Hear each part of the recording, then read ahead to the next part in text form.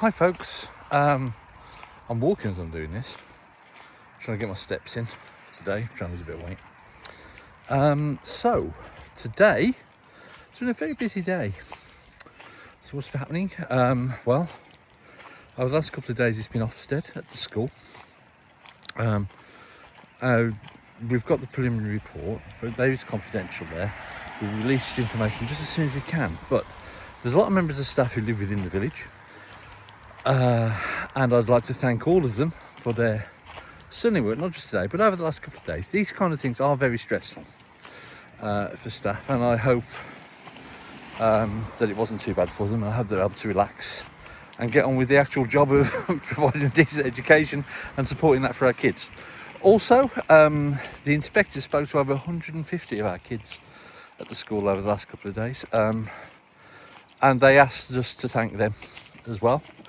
Which will be done in the assembly tomorrow. But if you know a child who's at the school, thank them as well, saying, you know, they acquitted themselves and represented the school honestly and transparently, and yeah, and with the kind of friendliness and welcome that you'd hope. So that's that, and more on that in coming weeks. But today, yeah, so I had a meeting with the chief executive of the council first thing this morning. It's something I regularly do. And I raised certain things. Now, one of the items on the agenda that I raised today was that I wanted there to be a summit in relation to the situation at the front of the shops. Now, there are various parties involved here, and I'm certain that they're not working together all effectively. But I wanted there to be a summit of business owners, those with responsibility for enforcement of parking, the police, county, representatives from North Warwickshire.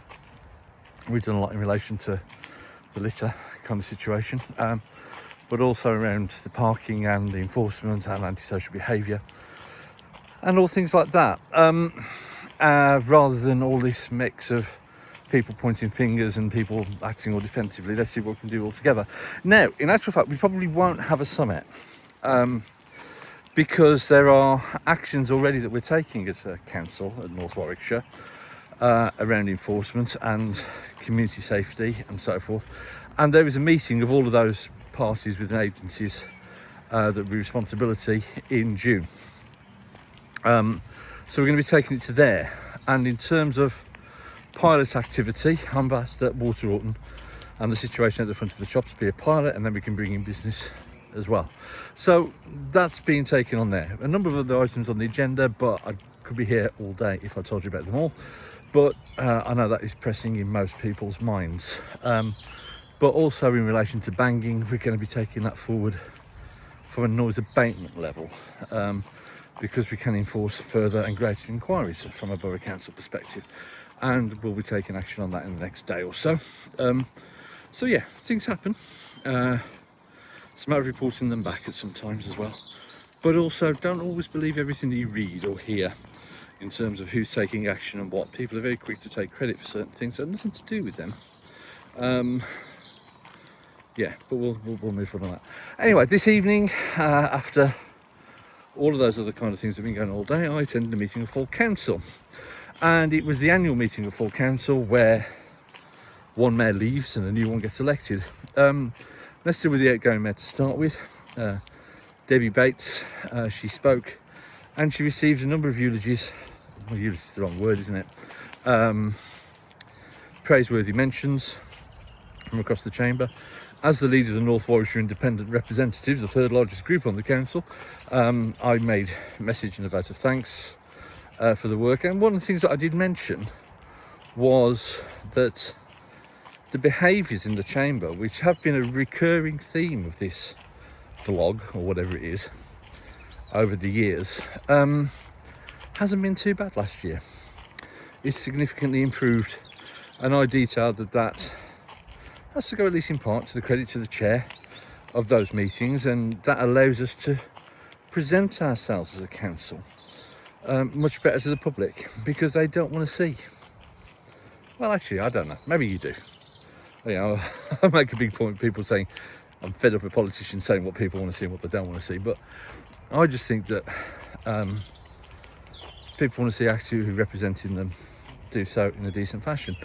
And when it comes to representation, one of the other things that gets decided at this meeting today is what committees everyone's on. Again, I'll be serving on the same committees as I was last year. There's going to be one difference in terms of the member performance group, which never actually met, has been disbanded, and a new committee is coming into its place, which is relation to the Prosperity Fund for North Warwickshire and the allocation of funding there. And I'm already working with a number of community groups to seeing that we can secure our share, if not more than our share, in relation to that funding and that pot. And there should be meetings in relation to that, working with those community groups and officers in North Warwickshire Borough Council in the coming days. So again, moving forward on that, and if you've got any ideas, now's the time to raise them. And then we had the conversation as to who's going to be the mayor next year. Now, tradition sort of states that the deputy mayor from the year before becomes the mayor, and that's happened again this year. But I am a little bit surprised, because the deputy mayor last year was Davina Ridley, who is now our mayor, and she is from the Dordon Independence Group, which are very, very closely aligned with the Conservatives. And indeed, the seconder turned around and said, "Dory, Dory, Alleluia," because Dordon, Tories, Dory, you know, they're so closely aligned that it's not there. But the Dordon Independents seem to have campaigned for their election on the basis of reopening of the local plan, which was going to put so many houses within the area of Dordon that it was untrue, to try and see if that could be stopped. And in actual fact, the only motion that has come from that group during the last 12 months relates to that. Actually, well, no, not in the last 12 months, over the last 3 years relates to that. So when that local plan is now reopened, and when that local plan is going to have to be approved by council by December of this year, according to the latest timescales, the mayor is allowed to speak on motions, but in the last 3 years never has. So it would be, you know, and there have been some quite forceful characters who've held the mayoralty: David Humphreys, Colin Hayfield, neither of whom will be shy in making points in representations of their ward, but they have taken that role as mayor pretty seriously. And so it's sort of, I'm shocked. Well, let's put it this way. I had a few approaches from across the chamber asking whether I'd be interested in standing for mayor, and the answer to that was no, because there's too much work to be done within the chamber itself. We've got motions that we need to raise, we've got actions that we need to, you know, bring forward, and we're not overly resourced in terms of personnel. So the thought of actually taking on a role which curtails your ability to speak isn't high up on my agenda. And I can't believe that it would be so high up on the agenda of someone when it's absolutely the critical moment on the thing that you wanted to campaign on. So, and I actually want to hear the voice of Dordon when these motions come through, because I want to be able to make an accurate assessment, not only on the basis of what's best for Dordon, but what's best for North Warwickshire as a whole, and where these things go. And this is going to be a matter of some contention. And I can't help but feel the latest plans that will come out, and it's going to be open to consultation. And as a village, we need to be ready to respond to that consultation.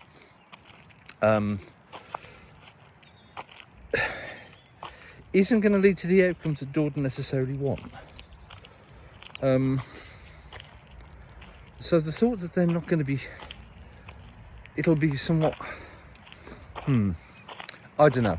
I'm just very surprised that they're taking up the mayoralty at a time when I think you need to be on the floor of the chamber. I really do. So I would have probably abstained on that motion, but there was to make Councillor Ridley mayor, but everyone else voted in favour, and I just thought for the sake of unity that I'd probably do the same. Interestingly, then there was a vote for deputy mayor. Sandra Smith, Conservative for Curdworth, is going to take up the role, so therefore would probably be in pole position to be the last ever mayor of North Warwickshire in the municipal year 27-28. Guessing that there won't be any elections next year, but again, that's something that we need to be more open and transparent with the populace about, and I need to make a decision as to whether I would want to do that extra year or not, or whether actually we need someone who has got a fresh mandate. And that might be me, I don't know. But interestingly, everyone voted in favour, with the exception of the Labour group, who abstained. And I can't quite understand why they'd vote in favour of Councillor Ridley, but abstain for Sandra Smith.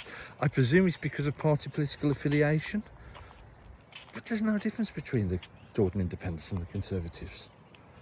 And if you think that there's going to be any difference, you know, in this particular instance, you're shocked, because the Conservatives wouldn't have proposed Councillor Ridley unless there was an agreement in place. No, I wouldn't have thought so anyway. There's no evidence to the contrary. So it's a theory which fits the facts anyway. But one plus thing is that Councillor Ridley, in announcing her charities for next year, has selected Jessie's Journey, a local charity supporting the families of children with cancer. I'll quite happily put a link to that underneath this in the next couple of days. I'm quite happy to make a donation to that as well, around that. So there was also one further interjection. The only one speaker on any kind of motion today was you decide where the committee involvements are going to be for the next 12 months. I'm going to be sat on the same committees. I'm not sure if I've already said that. But also you talk about external representation.